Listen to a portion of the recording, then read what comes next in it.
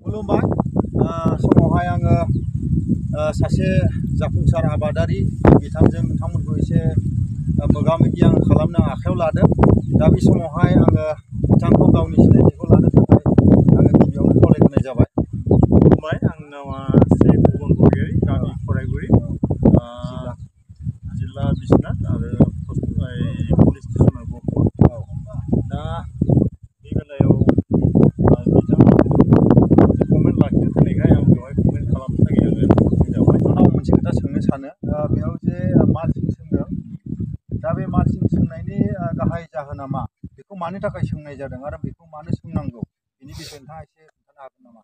बेखौथ' जोङो आजिखालि जों बयबो मिथियो, आजिखालि जिथुनाखि आबाद मावनो थाङोबा लेबारनि खेथ्रआव जोङो लेबारनि दामा जेरैबायदि बारायबोनो हमबाय।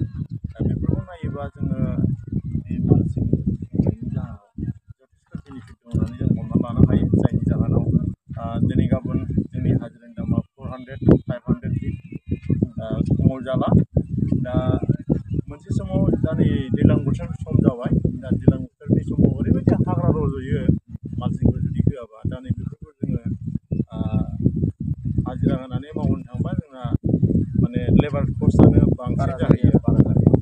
दा बे बेलायाव जोङो बेखौ होयोबा माल्चिंखौ सोंनांगौ आरो माल्चिंखौ सोंनांगौ। बेथ' बे जेनेबा हाग्रानि बेलायाव जाबाय। ओमफ्राय जेनेबा बिनि अनगायैबो बेयावहाय जिथुनाखि बे माल्चिं सोंनायनि गेजेरजों माखासे बेयावहाय प्लान्टनि थाखाय अर्थात जिथुनाखि बिफांनि थाखाय माबा मोनसे बेनिफिटफोर जाबावो नामा? बेनिफिटआथ' जोङो गोबां नुनो मोनो। जायनि जाहोनाव हासार होयोना, बे हासार होनाया माल्चिंआ बेखौ प्रटेक्ट खालामना लायो।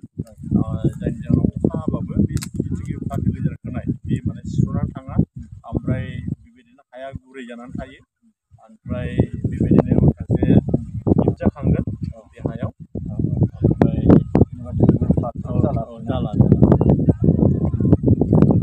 गोबां बिदि बेनिफिटखौबो नुनो मोनो आरो। ओमफ्राय बे बेलायाव आं सोंनो सानबावो, बे माल्चिंखौहाय बेसेबां माइक्र'न बाहायोब्ला मोजांसिन जायो? ओरै बे माइक्र'नि खेथ्रआव जोङो हिसाबै 20 माइक्र'निफ्राय लानानै 25 माइक्र'नसिम जों इउज खालामनो हायो आरो। ओमफ्राय बेखौहाय खनबेसे इउज खालामनो हायो जोंनि दा मोनसे आबादावहाय? 20 जिथुखि माने 20 माइक्र'ननि जिथुखि माल्चिं बेखौ जोङो 1 टाइम जों इउज खालामो। ओमफ्राय ओरैजाय 25%बा जोङो खननै खनथाम बिदि इउज खालामनायखौ जोङो नुनो मोनो आरो। ओमफ्राय बिनिफ्राय माल्चिंनि माखासे भेराइटिसफोर नामफोरखौ एसे खोन्थानो हागोन नामा भिउवार्सफोरनो?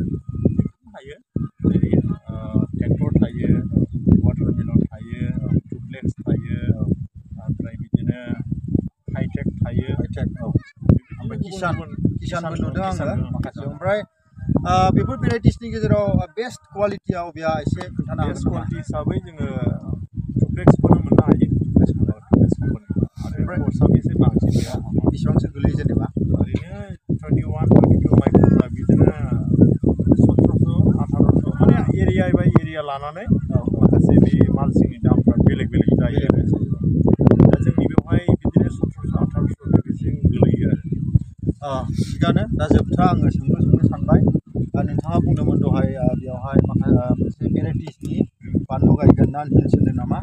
दा बे भेराइटिसावहाय बेखौहाय नोंथाङा फार्स्टआव बबेनिफ्राय मोननाय बा बे जोलैखौहाय बहा मोननाय जायो बेखौहाय भिउवार्सफोरनो खोन्थानो हागोन नामा एसे? आजिखालिथ' जोंनि बेयावनो एभेलेबेलसै, जोंनि राजपुरावनो। मानो होनब्ला बेखौ आङो फार्स्ट बे रिसार्च सेनेलजों लाबोदोंमोन आरोना। रिसार्च सेनेलनिफ्राय लाबोनानै बेखौ आं फार्स्ट मात्र 200 दालाव गायदोंमोन। बेवहाय जथेस्थ' बेनिफिटखौ मोननो हादों। ओमफ्राय दा बे मोननायनि गेजेरजों गोबां मोनसे प्रडाक्टखौ मोननो हानायनि गेजेरजों मोनसे भाइरेल जालांबाय आरो बेबायदि जादों आरो। मोजां प्रडाक्टखौ मोननो हानायखाय। थिगानो। बे समावहाय आं नोंथांमोनखौ मोनसे खोथा बुंनो सानो। इंलिसाव मोनसे बाथ्रा दङ, बेनो जाहैबाय फुड इज मेडिसिन होननानै बुंदों। जानाय आदारानो जोंनि लागै मेडिसिन, अर्थात मुलि जायो। दा बे बेलायावहाय दहाय बिथाङा बुंलांदोंमोन, बिथाङा मा होननानै बुंदों, 100% अर्गानिकनि गेजेरजों 100% माने जैबिक आदब खायदानि गेजेरजों बिथाङा बे आबादखौ मावगोन होननानै बुंदों। दा बे बेलायावहाय आं जास्ट फंनैसो बिथांनाव सोंनो सानबावबाय बे बेलायावहाय।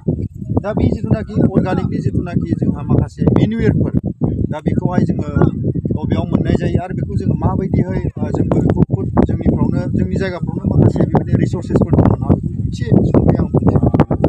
बे समाव जोंनि नोंथाङा कुइसन खालामदों थिगैनो सेयार खालामदों दा बेनि सिगां माने नोंथांमोनसिम भिउवार्सफोरनिसिम आं सेयार खालामनो गोसो जिथुखि 100% अर्गेनिक सेफ इक' अर्गेनिक जिथुखि प्रडाक्ट नैबे प्रडाक्टखौ आङो एकदम माबानिफ्रायसो गलाघाट जरहाट बे दुखाखाना बे साइडनिफ्रायसो बेखौ अर्डार खालामनाय जादों मानो होनबा बिनि सिगां जोङो माखासे बिदिनो बानलुनि बे बानलु सिब्र गायनायाव माखासे बिजौफ्रा गोमो जानानै बिलाइया सिरिनानै बिदिनो लान्था जानानै बिदि गोलैयो आरो दा नै बेबायदि बेमारा गोबां बे बानलु मावनाय समाव बेबायदि प्रब्लेमफ्रा जादों दा नैबेखौ जोङो बे सेफ इक' अर्गेनिक कम्पानिनि जिथु मेडिसिन बेखौ जों हरनानै बाहायनायाव जोङो बिदि रिजाल्टखौ मोननो हादों आरो दा बिनिखाय मोजां मोननानै आङो बिसोरनि जिथुखि अर्गेनिक फार्टिलाइजार जिथुनाखि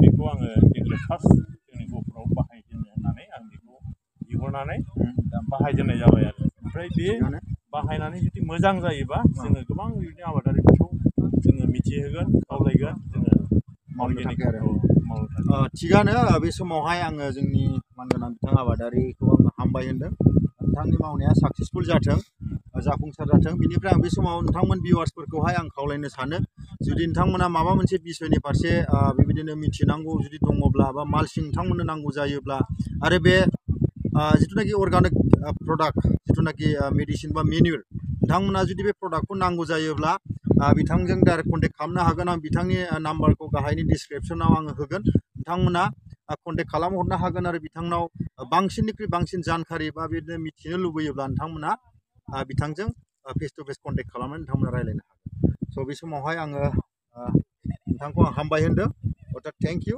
बे समाव दसे सम आंजोंहाय